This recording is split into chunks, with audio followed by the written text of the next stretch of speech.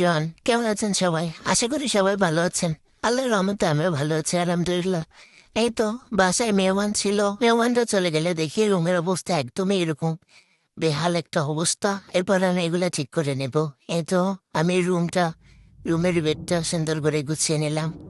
এরপরে আমি বিছনা চাদর সহ মশারি সহ অনেক কিছু আমি ধুয়ে দেব। এই তো ভিজিয়ে রাখলাম কিছুক্ষণের জন্য। তারপর এই তো দেখো আমার সবকিছু ধোয়া শেষ, এখন এগুলো নিয়ে আমি ছাদে যাব।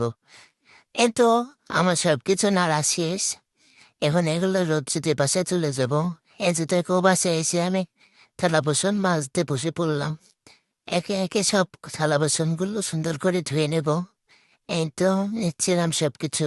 অনেক বাসনে জমানো ছিল, বাসায় যেহেতু মেহমান ছিল সিঁড়ির সময়কার একটু বাসন সহ সকালের অনেক বাসনে জমানো ছিল। এখন এগুলো আমি সব একে একে ধুয়ে নেব। এছাড়া কিছু বোতলও ছিল যেগুলো পানি শেষ হয়ে গেছিল, এখন এগুলো আমি ধুয়ে সুন্দর করে পানি ভরে রেখে দেবো। এই তো আমি সবকিছু একে একে পরিষ্কার করে নিচ্ছিলাম সুন্দর করে। আমি খুব দ্রুত কাজ করতে পারি না, আবার যে খুব স্লো কাজ করি এমনটাও না, কিন্তু সব গুছিয়ে করার চেষ্টা করি আর কি। এই তো সবকিছু আমি সুন্দর করে একে একে ধুয়ে নিচ্ছিলাম। যেহেতু একা সংসার, এজন্য সব কাজ নিজের একারই করতে হয়।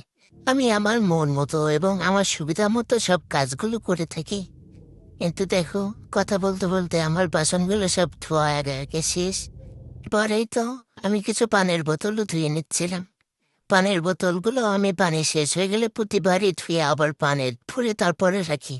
একই বোতল পানি শেষ হয়ে গেলে আবার ভরে রাখি না। বোতলগুলোর ভিতরে আমি জাল দিয়ে ডোলে ডোলে পরিষ্কার করে তারপরে ধুয়ে নেব। এ তো দেখো, আমি সবগুলো বোতলই খুব সুন্দর করে ডোলে পরিষ্কার করে নিচ্ছিলাম। প্লাস্টিকের বোতলে আমি খুব কিছু পানি রাখি না। প্লাস্টিক কিন্তু আমাদের শরীরের জন্য খুবই ক্ষতিকর। আপনারাও প্লাস্টিকের বোতল এড়িয়ে চলার চেষ্টা করবেন। তো এখন আমার বোতলগুলো আমি সুন্দর করে ধুয়ে নিচ্ছিলাম। এগুলো আমি পানি ঝরাতে দেবো না, জাস্ট ধুয়ে রেখে দেবো। রেখে পানি ভরে নিয়ে চলে যাবো আর কি। এই যে দেখো, আমি মুসনি সুসনি সহ সবকিছু খুব সুন্দর করে ধুয়ে নিচ্ছি। এখন আমি আমার বেসিনটা ধুয়ে নিলাম। এই তো এখন হ্যান্ড ওয়াশটা দিয়ে হাতটা ধুয়ে নেবো। বোতলগুলোয় পানি ভরা শেষ, এখন আমি আমার পানি রাখার জায়গায় বোতলগুলো একে একে সাজিয়ে রাখছিলাম। তারপরে আমি বাবুকে গোসল দিয়ে দিই।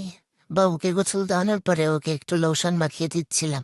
ও ক্যামেরা দেখে চুপচাপ ছিল, নাইলে লোশন মাখতে একদমই পছন্দ করে না, কান্নাকাটি শুরু করে। একে একে আমি ওর পুরো শরীরে লোশন দিয়ে দিলাম। এখন আমি ওর মুখে একটু ভ্যাসলিন দিয়ে দেবো। ভ্যাসলিনটা দেওয়া হয়ে গেলে ওকে আমি গেঞ্জি পরিয়ে দিলাম। এখন আমি সামান্য পরিমাণ সরিষার তেল ওর মাথায় দিয়ে দেবো। এরপর ওকে আমি বই নিয়ে বসিয়ে দিলাম। ও পড়তেছিল, মাসাল্লাহ অনেক কিছুই সে জানে। এরপর ওকে রেখে আমি গেছিলাম জুতার একটা পরিষ্কার করতে। এই যে দেখো কি একটা বাজে অবস্থা, পুরা ধুলা জমে একদম কি একটা বিশ্রীকার অবস্থা। এখন আমি এগুলো সব নামিয়ে সবকিছু সুন্দর করে আগে পরিষ্কার করে মুছে নেব। এই যে দেখো আস্তে আস্তে সবকিছু আমি সব জুতার ব্যাগ সহ র্যাপ খুব সুন্দর করে আমি মুছে নিলাম প্রথমে। এরপরে তো দেখো সবকিছু আমি গুছিয়ে রাখলাম, কত সুন্দর লাগতেছে এখন।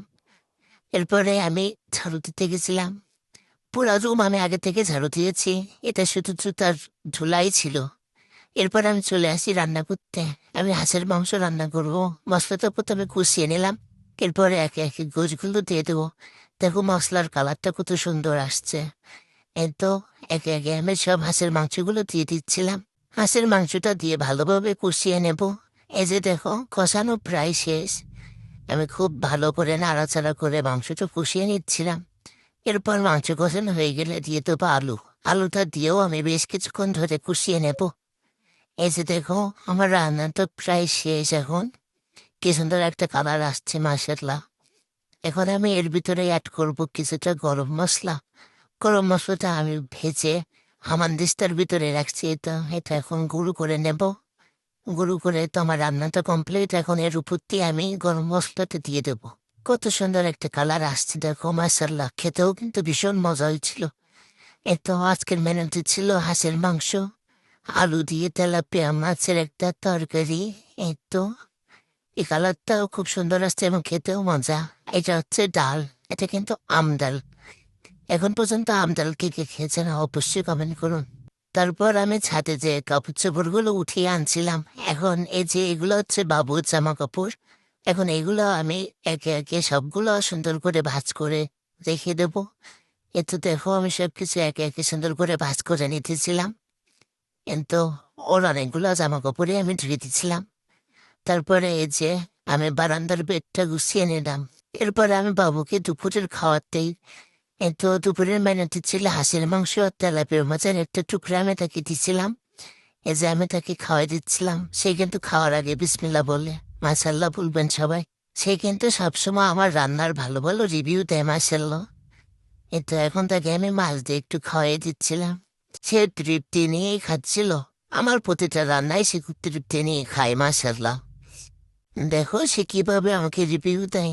এরপর আমি গেছিলাম সবকিছু মুছতে ধানে। এরপর ডালে তো প্রচুর পরিমাণ ধুলা থাকে, আর পাশে যেহেতু চাতাল, ওইগুলো নিয়েই কাজ করে তারা। এজন্য প্রচুর পরিমাণ ধুলা আমার রুমেও আসে, বাতাসে আর কি।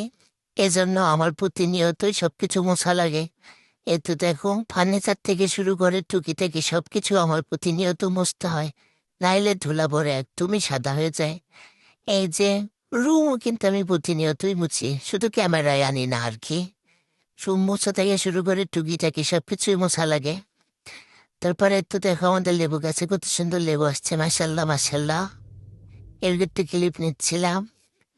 এই ছিল আমার ছোট্ট একটি ভিডিও। ভালো লাগলে অবশ্যই লাইক কমেন্ট শেয়ার করে পাশে থেকো। আল্লাহ হাফেজ।